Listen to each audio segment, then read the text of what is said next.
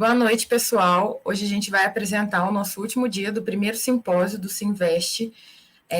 Hoje nós vamos conter a presença do Bruno Fonseca, do Alessandro Rios e do Marcelo Chagas. E o nosso simpósio de investimentos, mercado e educação financeira foi organizado pelo Sinvest, que é o Centro de Inteligência em Mercados, Investimentos e Educação Financeira. E hoje a gente está no nosso último dia de evento.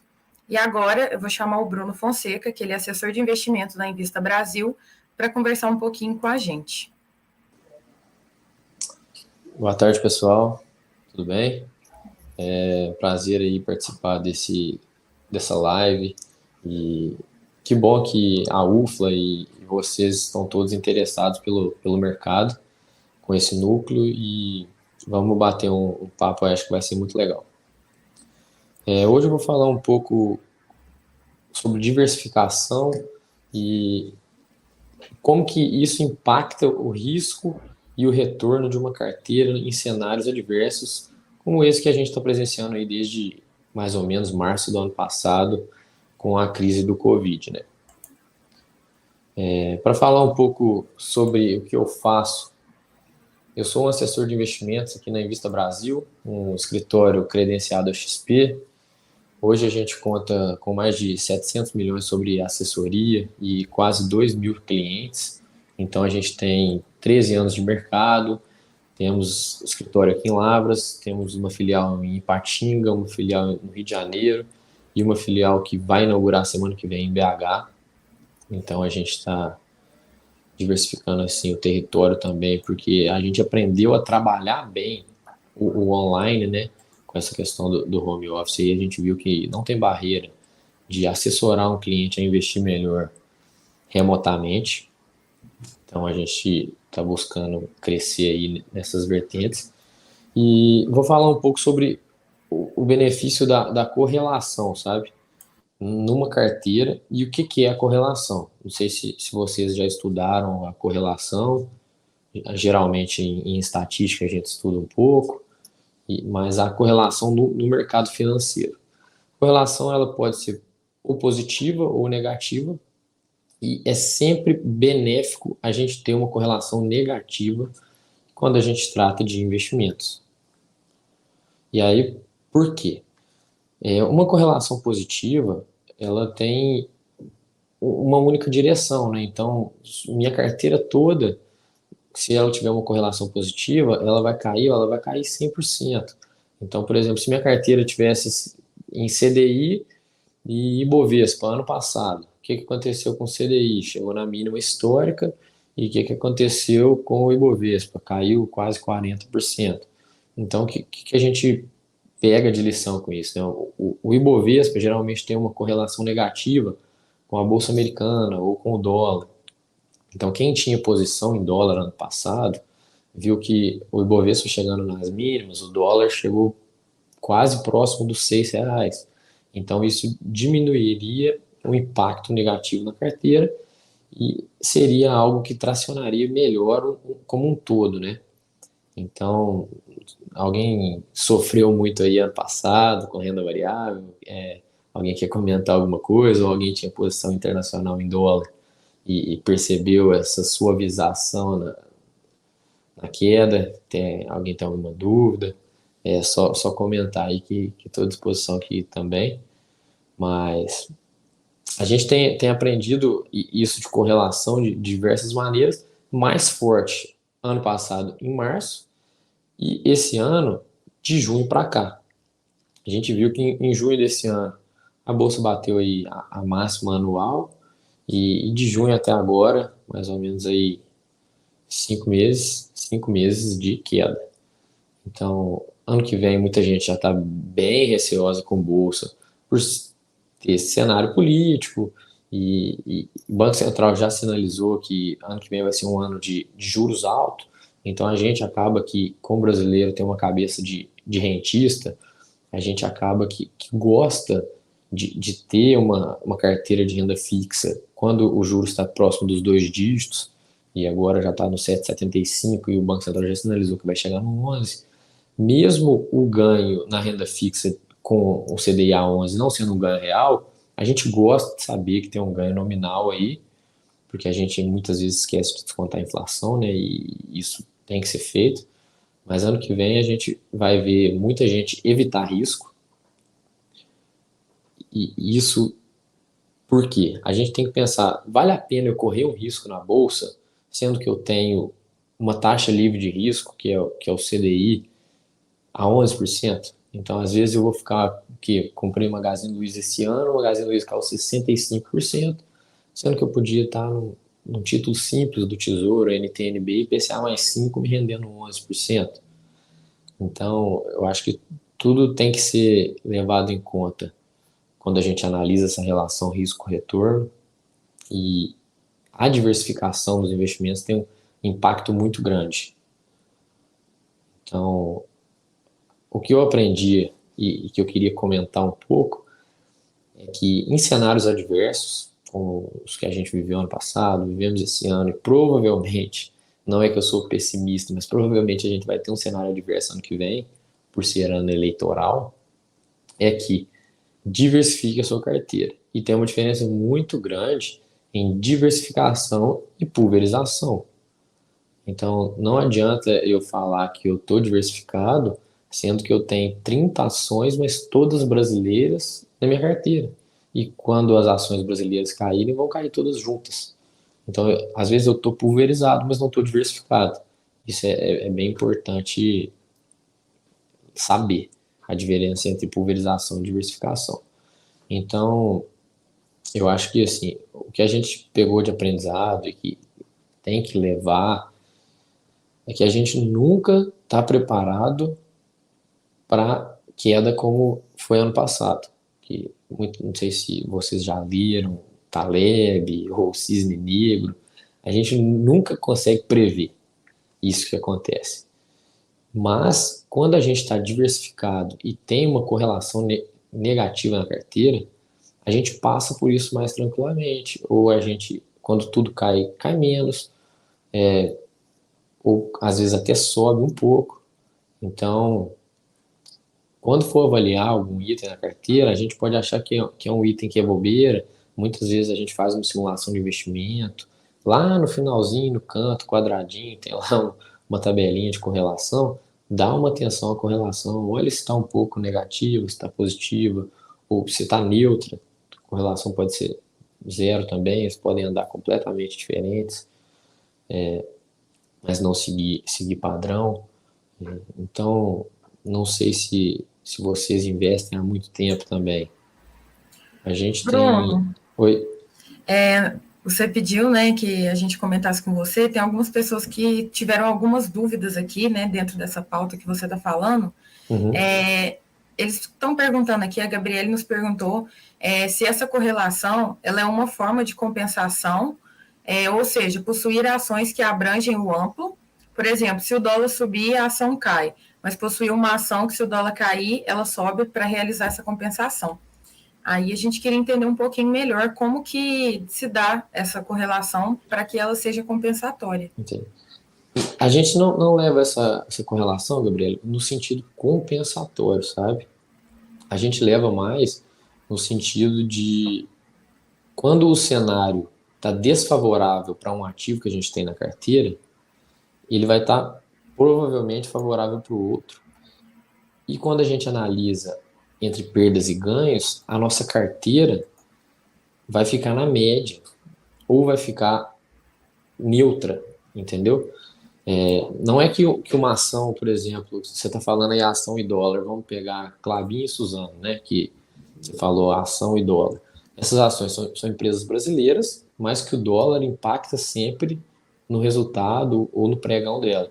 Às vezes a Suzano e Klabin tem mais gente comprando, então ela está subindo, mas o dólar cai, e aí o pessoal fica preocupado, a Suzano e Klabin vai cair porque o dólar está caindo. Não, não é isso. Essas empresas têm receita dolarizada, mas para uma ação subir, só basta ter mais gente comprando do que gente vendendo.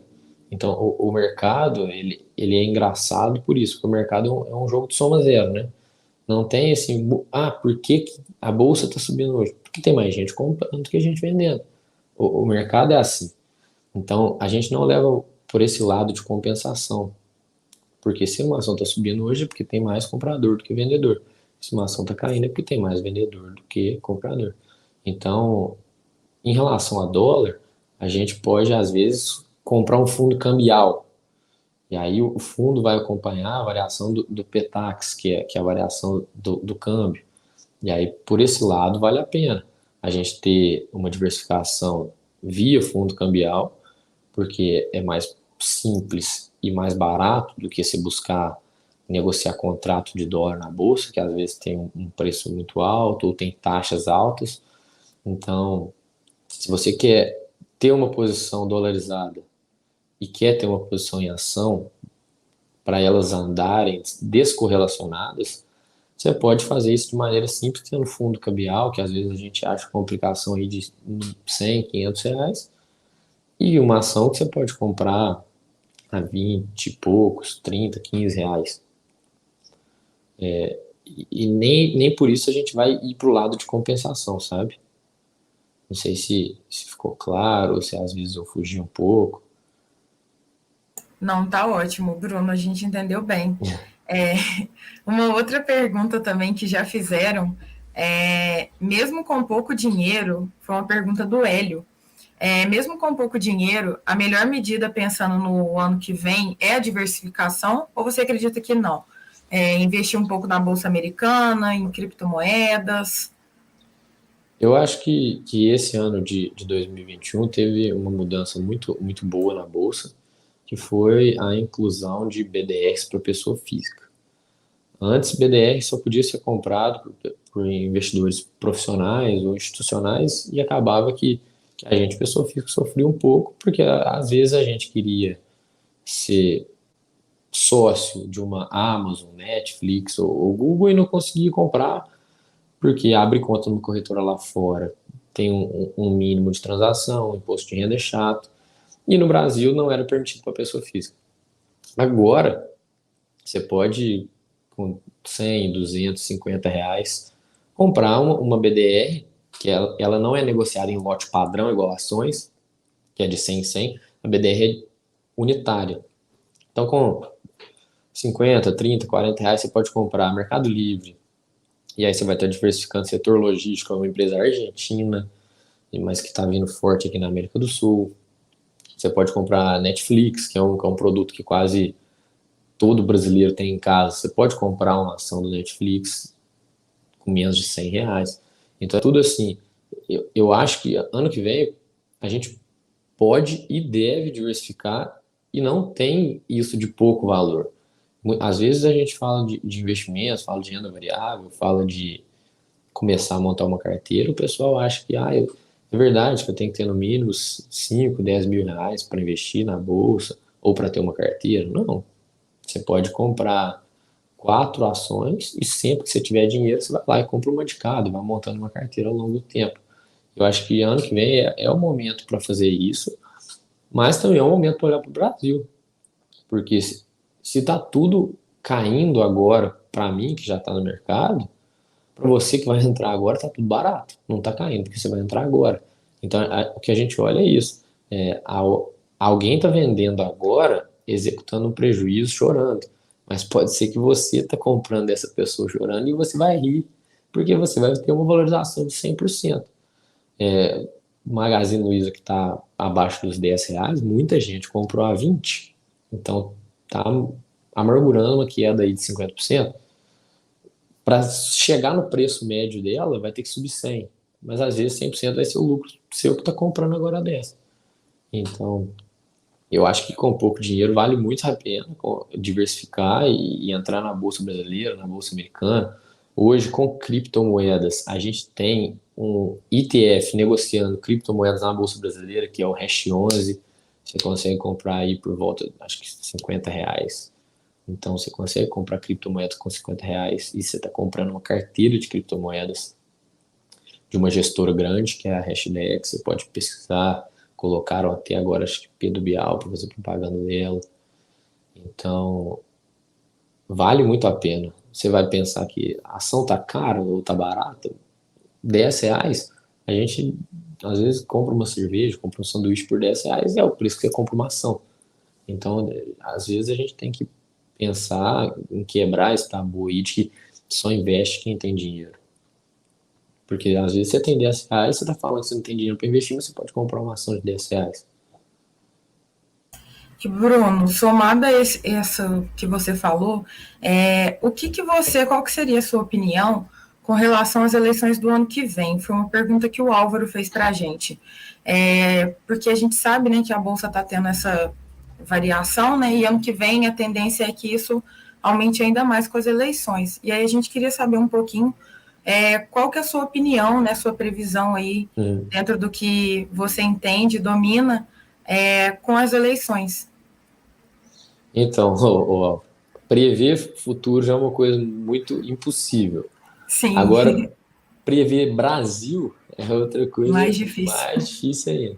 Então, o que que a gente costuma fazer quando a gente fala que a gente é agente fiduciário? O que que é isso? Eu tenho a responsabilidade de cuidar do dinheiro dos clientes e entregar rentabilidade para eles. Se eu não entregar rentabilidade para eles, não faz sentido eles terem dinheiro investido comigo, se eu não entregar rentabilidade para eles. Então a gente tem que preocupar sempre em entregar rentabilidade para o cliente, porque tem que fazer sentido o cara investir aqui comigo, senão ele ficaria ou na poupança, que não é investimento, ou compraria um carro, um lote. Então eu tenho que entregar rentabilidade. E diante do cenário, o que que eu vou fazer? Eu sei que, independente se vai ser político A, político B ou a tal famosa terceira via que eles estão falando aí, eu tenho que preparar para quê? Vai ser um cenário de juros altos, então as empresas vão sofrer, porque quando os juros aumenta, desconta o fluxo de caixa descontado das empresas, o valor presente e aquelas contas que a gente aprende, às vezes acha que é bobeira, a gente vê que isso impacta muito o resultado das empresas, vão piorar bastante. O preço das coisas já está absurdo, isso é resultado de uma inflação de 12 meses de 11%. Então, o que que a gente tem que fazer num cenário desse? Primeiro, o juros não vai ficar subindo para sempre. Ele está numa tendência de alta, mas daqui a pouco o Banco Central fala, acabou a alta de juros, vai começar a cortar juros de novo, para estabilizar. Então, será que eu vou conseguir acertar o topo dos juros? Não. O que que eu posso fazer? Num cenário incerto de eleição com juros subindo, eu posso começar a comprar um pouco de tesouro pré-fixado. Hoje em dia a gente acha tesouro pré-fixado com vencimento para janeiro de 24, que é um prazo considerado curto, com 12%, o famoso 1% ao mês. Então, eu comprando um tesouro pré-fixado que vence em janeiro de 24 com 12%, eu vou passar ano que vem um ano eleitoral com 12% de rentabilidade. Isso sem descontar a inflação. Se eu quiser defender da ponta da inflação, hoje não existe mais curva de juros. A gente até brinca que o juros virou uma reta. Quando você entra no site do Tesouro Direto e vai lá naquela aba Preços e Taxas, o Tesouro NTN-B, que remunera uma taxa de inflação mais uma fixa, né? A gente fala que é um título híbrido, ele paga a inflação mais um percentual fixo. A NTN-B com vencimento para 2026 até 2050 está remunerando o mesmo tanto. Você vê o tanto que o cenário está incerto. A gente não está conseguindo prever nem o curto prazo, que é a eleição, nem o longo prazo, que é 2050, que é o título mais longo que existe do Tesouro. Então, o que a gente pode fazer? Compra um título do Tesouro que vai te remunerar 5% acima da inflação. A inflação subiu muito, você perdeu o poder aquisitivo, mas você está com o investimento que está te remunerando 5% acima. Você está com medo da eleição? Pega um tesouro pré-fixado que vai te remunerar 12% no ano. Vai passar 2022, você vai ganhar 12%. Vai passar 23, você vai ganhar 12%. Em janeiro de 24 ele vai vencer. Então, o que que a gente faz para evitar risco em cenários incertos é tentar colocar o pé no chão e falar assim, como que eu vou ter uma taxa que eu quero, porque todo mundo quer ter um retorno. Às vezes, todo mundo tem uma meta de retorno. O cara chega e fala, você pode tomar o risco que for, mas eu quero 20% ao ano. Ou então o cara fala, não, eu não quero risco, 5% ao ano tá bom. Ou outro cara, eu só quero ganhar da poupança. Se você falar para mim que você quer ganhar 12%, você quer passar ileso da eleição, compra um tesouro para fixar 12%. Então você fala, eu acho que a eleição vai oscilar mais a bolsa do que já está oscilando e as ações vão ficar muito baratas. Começa a comprar a mesma ação todo mês um pouquinho. Você vai ter um preço médio, que você vai ter comprado sempre, você vai ter um preço médio bom, depois você vai ter uma posição boa de uma empresa que você já queria comprar, e a queda não vai te impactar. Então, tudo vai depender do perfil da pessoa, o que, que ela espera de retorno, todo mundo espera alguma coisa, e o que, que você tem de perspectiva para prazo. Além das metas, né, e da constância, porque é bem importante, né, ter essas É, duas coisas para que a gente consiga ter um bom retorno. O Luiz Otávio, ele perguntou aqui para a gente qual que seria uma porcentagem recomendada para renda fixa e renda variável, para fazer essa diversificação da carteira, né, e pensando em resultados a longo prazo.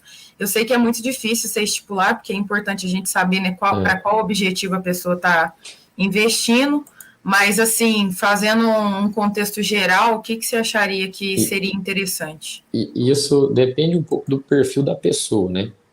Então, tem pessoa que pode me falar que tem 20 anos de prazo, então ela tem longo prazo, mas é que ela fala assim: eu não dou conta de ver minha carteira caindo R$ 1 que eu não coloco a cabeça no travesseiro. Então, isso depende. Para esse cara que tem prazo, mas que evita ao máximo risco, é zero renda variável.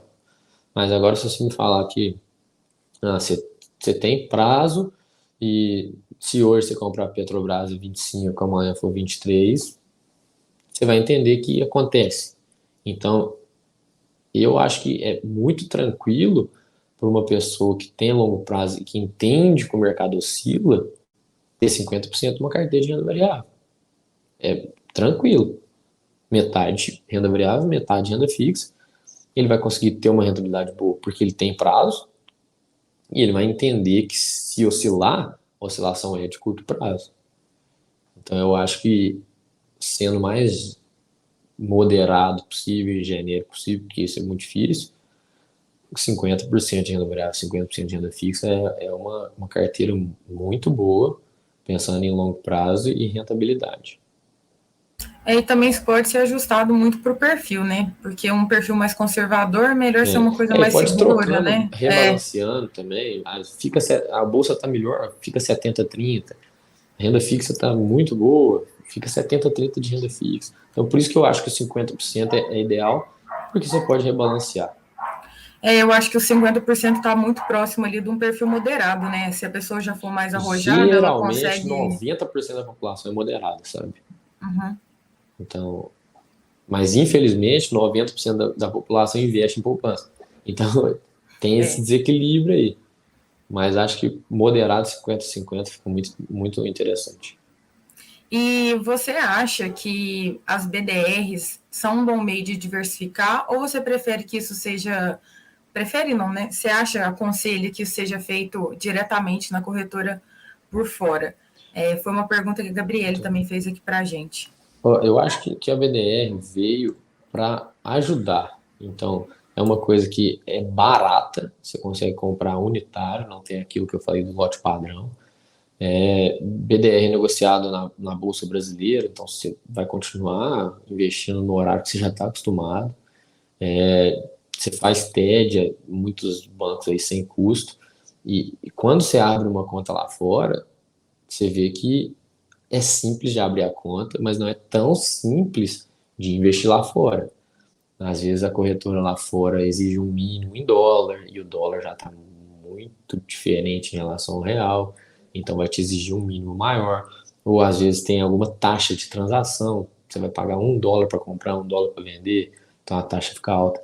E quando a gente vai para o lado contábil, para você fazer declaração de imposto de renda, tendo investimento lá fora, eu acho que você não vai animar muito, não, porque é considerado ganho no exterior e a tributação é totalmente diferente do que a gente está acostumado com tributação no Brasil. Então, alguns fatores são positivos para investir lá fora, que o mercado lá fora é 200 vezes maior que o nosso. Então, você tem muito mais opção para investir, muito mais empresa à disposição, disponível, né? Então, tem um benefício lá, o mercado, sei lá, nos Estados Unidos acho que tem 8 bolsas. Você pode investir de tudo lá. Mas para quem está lá, eu acho que para quem está aqui, já é difícil olhar o mercado que está aqui na nossa frente, você vai querer olhar o mercado que está longe, sabe? Então a gente não consegue nem entender o que está acontecendo com as empresas próximas, quanto mais das que estão longe, e contabilmente é muito complicado.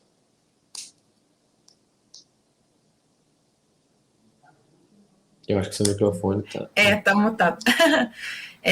Eu queria te perguntar, Bruno, a respeito da sua carreira. Tem bastante gente que está aqui assistindo, que está interessado em saber um pouco da sua trajetória.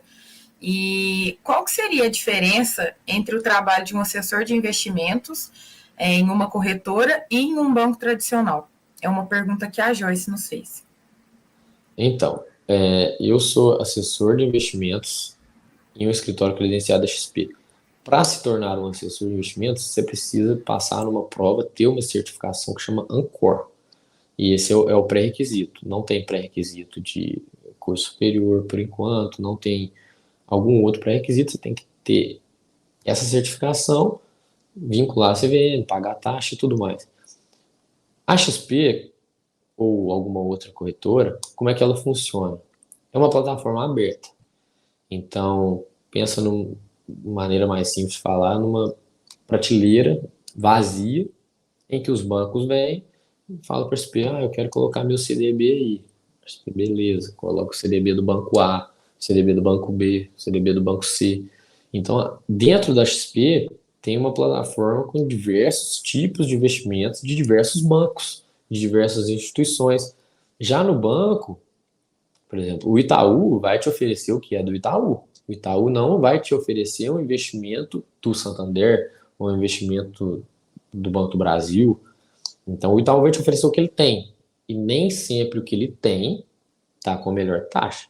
Ele só vai te oferecer o que ele tem. Então, por exemplo, no banco, às vezes a gente acha CDB a 80, 90, 92% CDI, que é muito pouco, sendo que a gente tem um Nubank que o dinheiro parado lá rende 100% CDI. Então, hoje em dia, a gente tem muita opção mais simples do que banco e que não depende de taxa de banco também. Banco, tudo é muito burocrático, tudo é taxa. Às vezes, você quer transferir um dinheiro que é seu, que está no banco, você tem que ir lá presencial autorizado, porque seu celular não está autorizado a fazer transferência de tal valor. Então, tudo no banco é muito burocrático. Não estou falando que o banco é ruim, porque a gente depende do banco. Então, a nossa empresa tem conta no banco, o XP paga a gente no banco. A gente não consegue não ter conta em banco, é muito difícil. Mas a gente pode ter, por exemplo, conta no Banco Inter, que é um banco com poucas taxas, porque não tem agência física. Ou pode ter uma conta no próprio Nubank aí, que não é um banco, é uma conta de pagamento, mas agora vai ter até IPO na bolsa. Então, acho que os bancos tradicionais, eles são absurdos de receita, de tamanho de carteira, de número de cliente, mas são muito conservadores ou antigos em relação à transparência. No banco, quase nada é transparente. Então, às vezes o cara, o seu gerente, o seu assessor lá, te faz um investimento que você nem sabe o que você está fazendo, porque o cara tem que bater meta, porque o diretor vai ligar para ele 5 horas cobrando. E na XP a gente muitas vezes, aqui no escritório, nos outros escritórios, a gente preza por, primeiro, transparência, e segundo, porque não tem custo para o cliente. Então eu quero fazer o melhor para ele, porque quanto mais ele tiver rentabilidade, maior o patrimônio do escritório, mais eu vou ganhar, porque a XP me remunera pelo tamanho do patrimônio. Então, as diferenças principais são essas. E Bruno, queria que você falasse um pouquinho a respeito justamente do CDB. A Ana Carolina Guedes, ela perguntou aqui para a gente, né, a respeito do CDB, né, frente ao cenário, né, esse cenário incerto que a gente tem passado. Para o próximo ano, os CDBs pós-fixados, eles são uma boa opção? Então, CDB é o investimento mais tradicional quando a gente começa a investir. E aí, por quê? Porque ele é um ativo de emissão bancária, de renda fixa, tem aquela segurança que é o FGC, que às vezes você compra um CDB de um banco que você não conhece, mas se o banco não pagar até 250 mil por CPF, tem essa cobertura.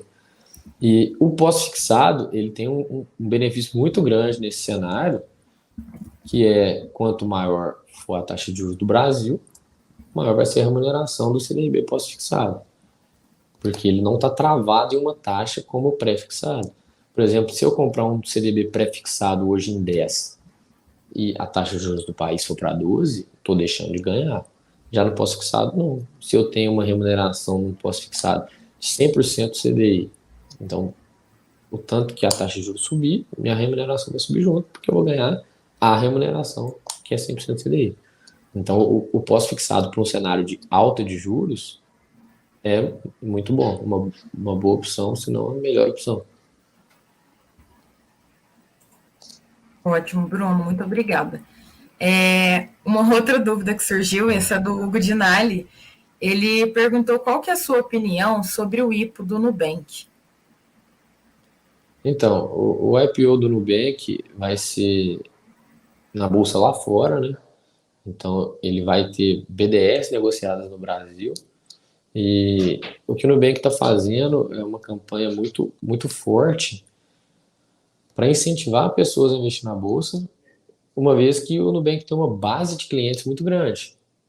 Então, o Nubank tá com, acho que uma propaganda, vem ser meu sócio, está dando uma BDR para quem clicar dentro do aplicativo, e isso vai trazer uma enxurrada de CPF para a Bolsa, porque a Bolsa brasileira tem mais ou menos 4 milhões de CPF cadastrados, e o Nubank acho que tem uma base de 10 vezes mais que isso.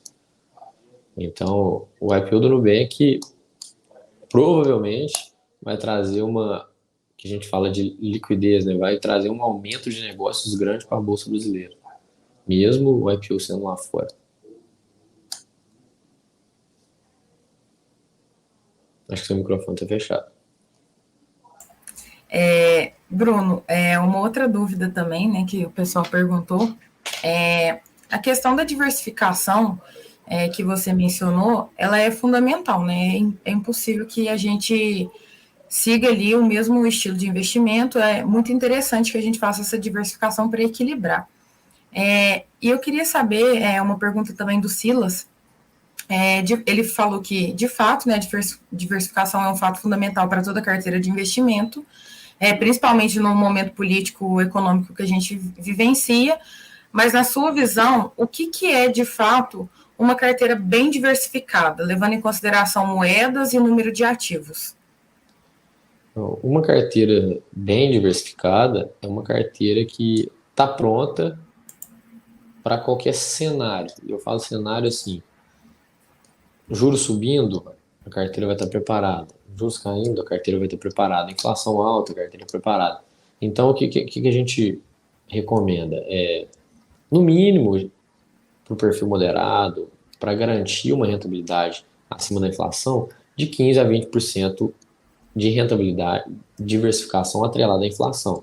Isso a gente pode fazer via CDB com indexador IPCA+, LCI e LCA com indexador IPCA+, título público, que são as NTNB, que paga IPCA+. Então, 15% a 20% inflação, 15% internacional. A gente viu que ano passado a Bolsa Americana caiu, mas se recuperou muito mais rápido que a brasileira e hoje já está na máxima histórica. Então, uma carteira diversificada nem sempre é uma carteira que tem muitos ativos. Ela não precisa ter muitos ativos. Você pode ter um título público de inflação, você pode comprar o IVRB11, que é o ETF que está comprando as 500 maiores empresas dos Estados Unidos em reais. Então, você vai ter um ativo inflação de renda fixa, vai ter um ativo internacional, vai ter um ativo de bolsa brasileira, você pode ter uma reserva de emergência que geralmente tem que ser do mais simples e mais líquido possível, que você pode pegar um custo fixo, multiplicar por 3 ou 6 vezes, que é sempre bom ter uma reserva de emergência. Então, via Tesouro Selic, ou via CDB de liquidez diária, ou via essas contas tipo Nubank, que tem liquidez imediata e rentabilidade acima do CDI. Então, eu acho que a gente pode dividir em caixinhas, mas nem por isso precisa ser muitos ativos. Pode ter um ativo de cada classe, você vai estar com uma carteira muito diversificada e não vai ser uma carteira que vai te dar um trabalho de acompanhar, porque vai ter muita coisa, uma carteira gigante. Então, é o que eu comentei sobre a diferença grande aí de pulverizar ou diversificar. Às vezes, uma carteira pulverizada te dá um trabalho grande de acompanhar e não está diversificada. Então, acho que assim, 15% a 20% de inflação, ter a sua reserva de emergência, ter uma posição em pós-fixado, se o juros subir, sua remuneração sobe. Ou então achei que o juros já subiu muito, compra um pré-fixado, porque eu acho que daqui para frente vai cair e eu vou garantir uma taxa alta. Então, internacional, eu já comentei um pouco. Eu acho que a gente pode ter. Você pode ter 5 ativos aí com 20% de peso. Vai ser uma carteira muito diversificada e não vai ter tantas coisas para acompanhar, sabe? E nem, talvez nem tanta instabilidade, né? Dependendo. 20% pré, 20% pós, 20% internacional, 20% reserva de emergência. Então você vai ter muita coisa interessante de rentabilidade e o risco controlado. Isso até se encaixa um pouco numa pergunta que o Marco Antônio fez aqui para a gente. Ele perguntou sobre os títulos pós-fixados atrelados ao IPCA para curto prazo, entre 2 a 3 anos. Qual que seria a sua opinião? Isso que eu comentei um pouco mais cedo. A curva de juros, quando a gente olha os títulos de IPCA, até no próprio site do Tesouro Direto, não está uma curva, está uma reta. E nessa faixa de prazo que você comentou, de 2 a 3 anos, eu acho que no site do Tesouro você não acha título IPCA para 2 anos, mas para 3 anos acha.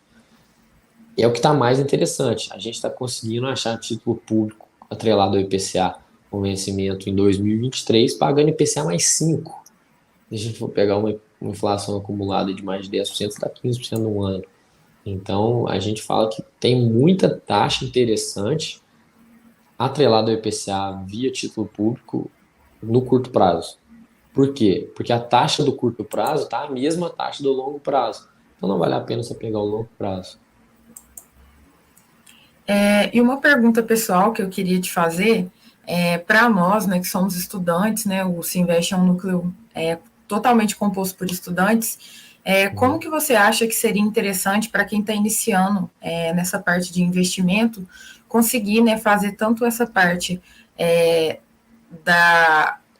da pulverização, né, que você falou, dessa correlação, como que a gente consegue fazer isso de forma constante, né, e efetiva para quem está iniciando os investimentos?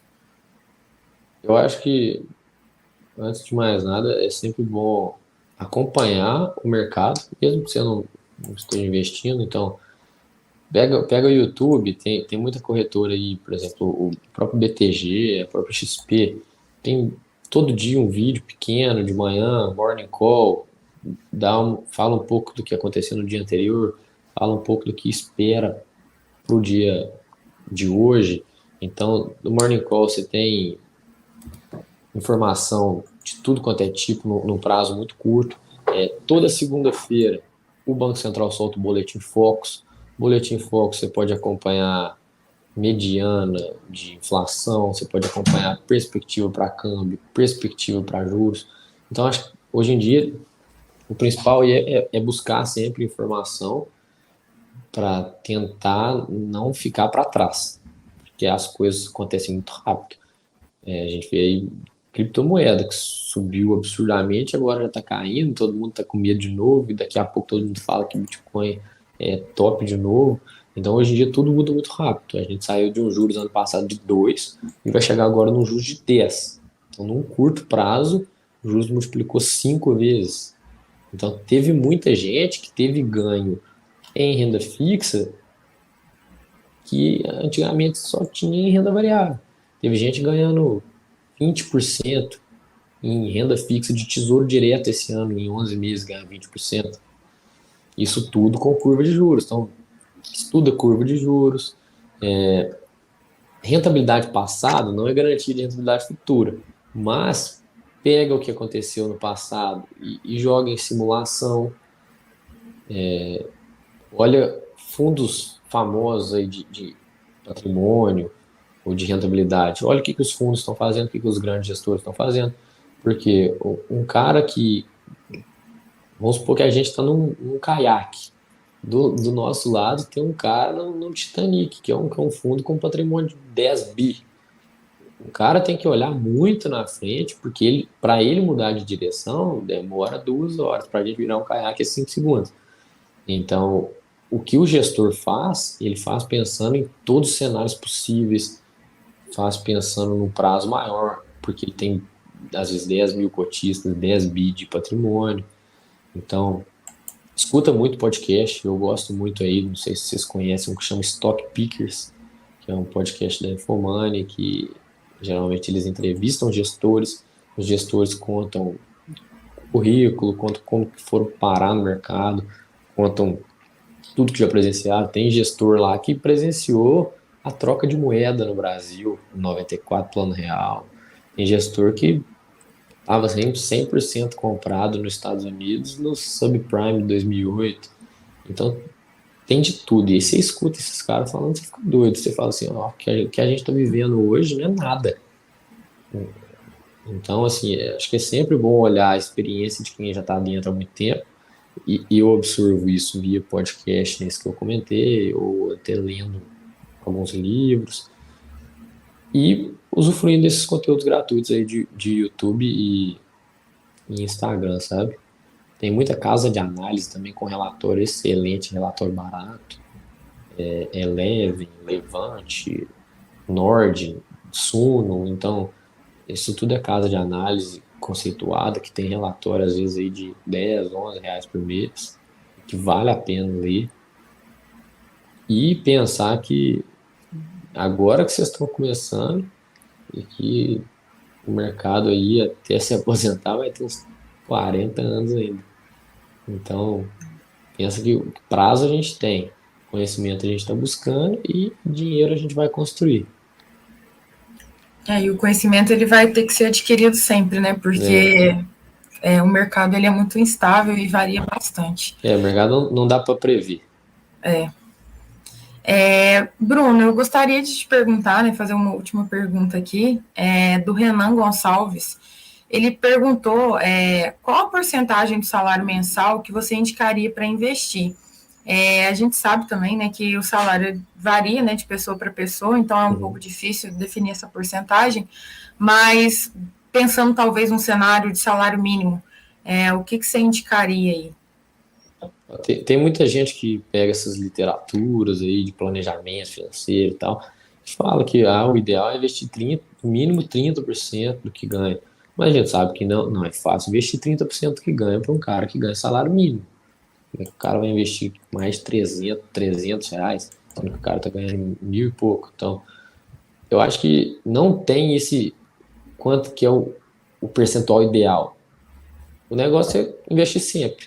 Então, se esse mês eu consigo investir 100 reais, tá excelente. Mesmo que isso represente um percentual baixo do que eu ganhei.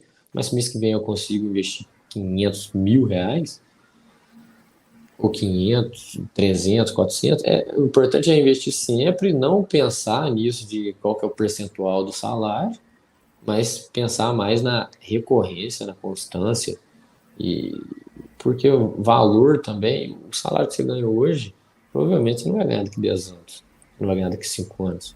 Então, o percentual vai mudar. O importante é sempre investir, independente do valor. Não deixar gastar mais e ficar sem investir. É isso não. É importante investir sempre.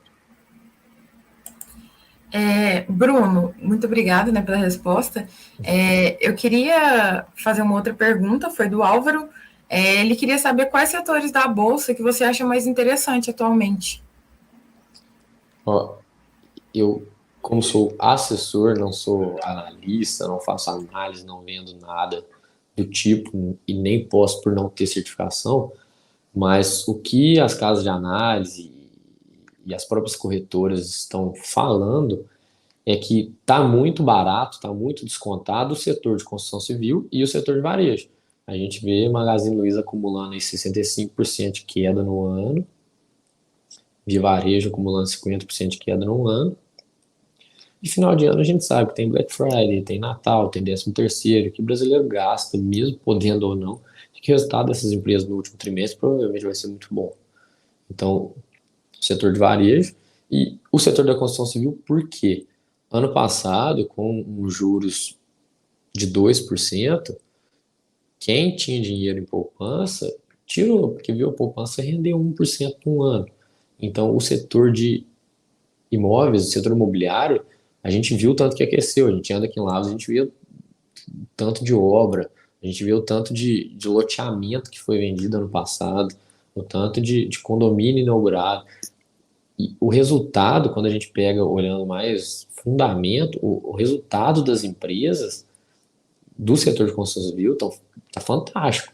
Tem empresa que vale 4 bi na bolsa e tem 1 bi de caixa, zero dívida. E aí você pega, ela caiu 30% esse ano. Você vê, qual que é a lógica? A lógica é que mais gente vendeu do que comprou, por isso que caiu. Mas que se a gente for olhar fundamento, a empresa tá redonda, tá lisa. Aí tem, não sei, Exetec, Cirela, tem MRV, tem muita coisa aí que dá para achar.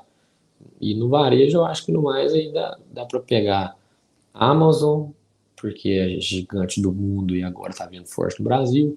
Mercado Livre, hoje você compra e entrega no mesmo dia, mesmo sendo uma empresa argentina, e a Argentina conseguiu estar 1000 vezes pior do que o Brasil. A empresa é top. E no Brasil tem Mercado Livre e Via Varejo. Então, eu acho que assim, setor de varejo e setor de construção civil são dois setores que eu apostaria que estão muito descontados. Então, caíram muito mais que os resultados estão sólidos. Você falou sobre o setor da construção civil e realmente ele foi muito valorizado, né, nesse período da pandemia também, É, pelas pessoas e por vários outros fatores, né? Teve essa questão da gente estar contido, né, em casa, tendo que ter esse distanciamento, isso também uhum. acabou que eu acho que O fortaleceu home office bastante. fez a gente valorizar mais a nossa casa. Sim, Então, muita gente, às vezes, morava de aluguel e quis comprar um lugar grande, porque o home office, em muitos lugares, veio para ficar. Então, a gente valorizou mais o imóvel. e também a gente não sabe, né, como que vai se dar, como que vai ser solucionado ou contido toda essa Né? situação, né? E outro Então, fator que valorizou os imóveis também foi o automobilístico. Automóvel você vai comprar na concessionária, não tem. O seminovo, não existe tabela FIP mais, está absurdo de preço. Então, o pessoal, às vezes, que gostava de gastar dinheiro com carro, migrou para o setor imobiliário. eu queria te fazer, por fim, né, que você contasse um pouquinho sobre a Invista, né, antes da gente finalizar, e falasse um pouco mais, né, sobre a sua carreira, para a gente entender o melhor, e se você também quiser divulgar suas redes sociais, achei bem legal que você falou sobre o podcast, a gente também tem um podcast, inclusive está aí na descrição, gente, para quem quiser Podcast, assistir eu gosto depois. demais de podcast. A gente também tem um, não sei se você conhece, Eu mas acho que para o o Fábio, pessoal que aí, trabalha comigo aqui, participou com vocês do podcast. Acho que pouco que tempo bacana. atrás. Depois você dá uma olhadinha lá e conhece o pessoal também que está nos assistindo aí. E queria que você falasse um pouquinho sobre a empresa, sobre sua carreira.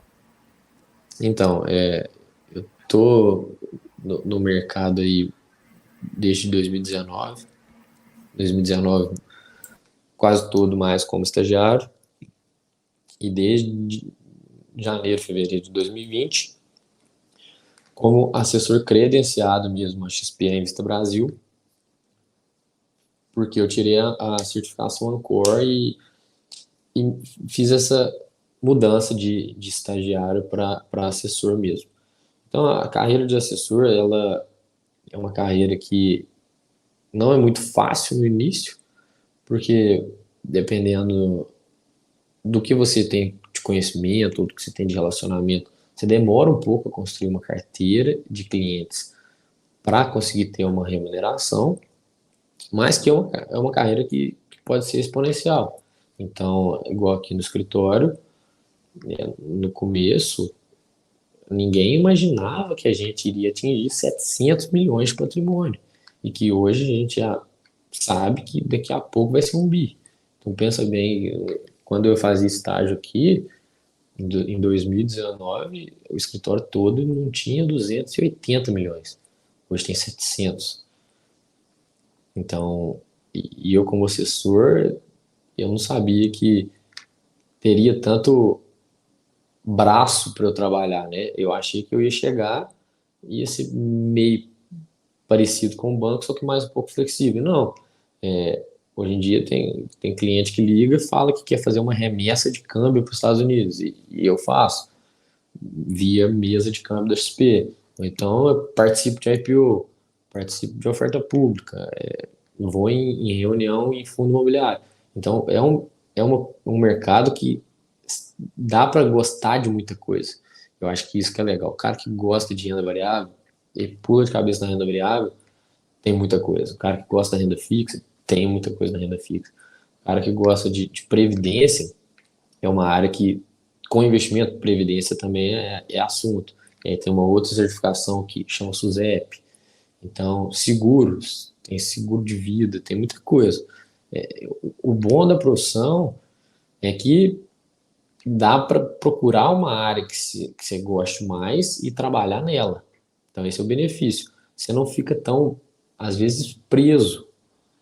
Porque, por exemplo, você sentou no banco, você é caixa, todo dia você tem que fazer a função de caixa e tá ali. Tem que cumprir aquilo, tem que bater aquela meta, senão o cara te liga.